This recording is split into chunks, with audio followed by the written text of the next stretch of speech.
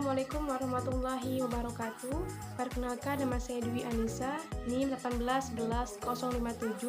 Saya mahasiswi Institut Agama Islam Negeri Syekh Abdurrahman Siddiq Bangka Belitung, Prodi Pendidikan Agama Islam. Jadi, kesempatan kali ini saya akan membahas tentang teori belajar humanistik Abraham Maslow dan implementasinya dalam pembelajaran. Jadi, kali ini saya akan membahas 3 pokok pembahasan. Yang pertama, biodata Abraham Maslow. Yang kedua, teori belajar humanistik. Dan yang ketiga, implikasi teori belajar Abraham Maslow dalam pembelajaran. Langsung saja masuk materi yang pertama, biodata Abraham Maslow. Jadi, Abraham Maslow lahir pada tanggal 1 April 1908 dan meninggal pada 8 Juni 1970. Latar belakang pendidikan Abraham Maslow adalah psikologi. Jadi, semua gelar sarjana yang diperolehnya berasal dari Universitas Wisconsin. Kemudian pada tahun 1951 sampai 61, beliau menjabat sebagai Ketua Departemen Psikologi Humanistik di Amerika Serikat. Karena peran yang sangat penting dalam mengembangkan dan menyebarluaskan psikologi humanistik, menjadikan Abraham Maslow sering dikenal orang sebagai Bapak Psikologi Humanistik. Kemudian masuk materi yang kedua tentang teori belajar humanistik. Jadi, teori humanistik merupakan teori yang paling abstrak dibandingkan dengan teori-teori yang lain. Secara luas, teori belajar humanistik diartikan sebagai suatu kegiatan aktivitas jasmani dan dalam memaksimalkan proses perkembangan.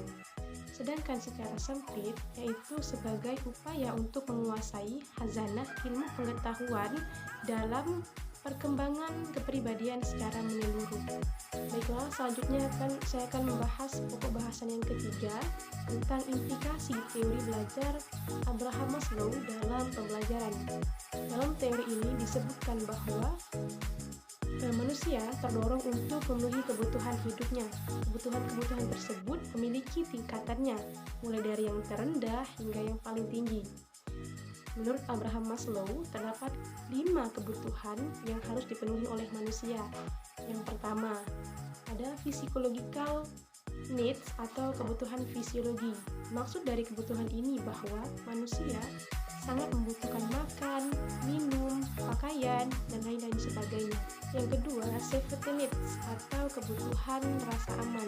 Maksud dari kebutuhan ini adalah bahwa individu ingin dirinya dijauhkan dari ancaman, kecelakaan, kebangkrutan, dan lain sebagainya. Yang ketiga, ada social needs, yaitu kebutuhan kasih sayang. Maksudnya, seseorang ingin dirinya punya teman, dicintai, bisa mencintai. Kemudian yang keempat, ada esteem needs, yaitu kebutuhan harga diri. Maksud dari kebutuhan ini adalah bahwa seseorang ingin dirinya dihargai dan juga diakui. Kemudian yang terakhir ada self-actualization atau kebutuhan aktualisasi diri. Jadi, kebutuhan aktualisasi diri ini merupakan kebutuhan yang paling tinggi tingkatannya dibandingkan dengan kebutuhan yang lainnya. Jadi, dalam kebutuhan ini ialah berupa pengembangan bakat dan pengembangan potensi. Sekian yang dapat saya sampaikan. Semoga apa yang saya sampaikan bisa bermanfaat untuk kita semua. Saya akhiri. Wassalamualaikum warahmatullahi wabarakatuh.